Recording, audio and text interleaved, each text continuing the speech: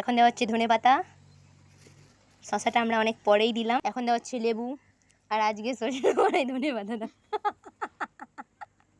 এই ধনেপাতাটা এটা কাটা না গাছ।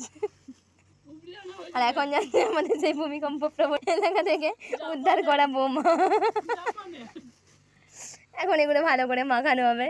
আমাদের এই বান্ধবী মাখাবে, কারণ মাখামাখির কাজ এই বান্ধবী ভালো করতে পারে।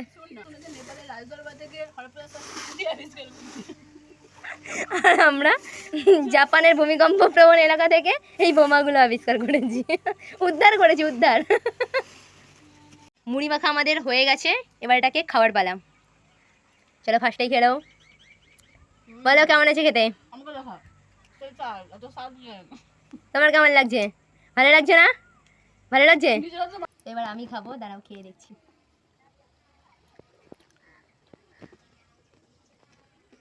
তো তো শুধু কিছু বল। খবর আছে মুখে, ভালোই লাগছে।